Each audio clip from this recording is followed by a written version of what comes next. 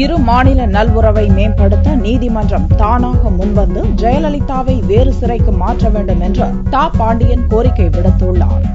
பல்வேறு நிகழ்ச்சிகளில் கலந்து கொள்வதற்காக இந்திய கம்யூனிஸ்ட் கட்சியின் மாநில பொதுச் செயலாளர் தா பாண்டியன் ஞாயிறன்று திருவாரூர் வந்தார். அப்போது செய்தியாளர்களிடம் பேசிய அவர், இந்தியாவில் 1.5% தொழில் வளர்ச்சி குறைந்துள்ளதாகவும் பிற மாநிலங்களை விட தமிழகத்தில் உற்பத்தி குறைந்துள்ளதாகவும் குற்றம் சாட்டினார். ஜெயலலிதா தரப்பு நியாயத்தை நிலைநிறுத்த அக்கட்சியினருக்கு அறவழியில் போராட உரிமை உள்ளது என்று கூறிய பாண்டியன், இரு மாநில நல்லுறவை மேம்படுத்த நீதிமன்றம் தானாக முன்வந்து அவரை வேறு சிறைக்கு மாற்ற வேண்டும் என்றார். தமிழகத்தில் நிலவும் வறட்சி குறித்து விரிவான ஆய்வு நடத்த வேண்டும் என்றும் கோரிக்கை விடுத்தார். அரசாங்கம் அறிவித்துள்ளபடியே கடந்த 6 மாத காலம் தொழில் உற்பத்தி 1.5க்கு குறைந்திருக்கிறது.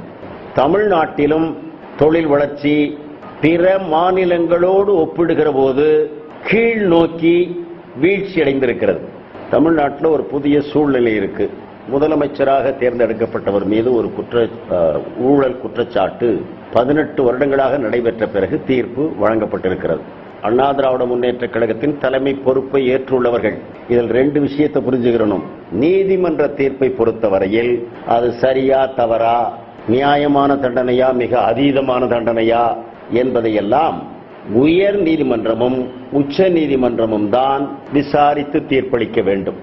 எனவே அதற்கு மாறாக ஒரு ஆளுகிற கட்சியே அதன் ஆதரவாளர்களே போராட்டத்தை நடத்தி பொதுமக்களுக்கு இடைஞ்சலோ பொது சொத்துக்கு சேதமோ ஏற்படாத வகையில் பார்த்துக் கொள்ள வேண்டும்.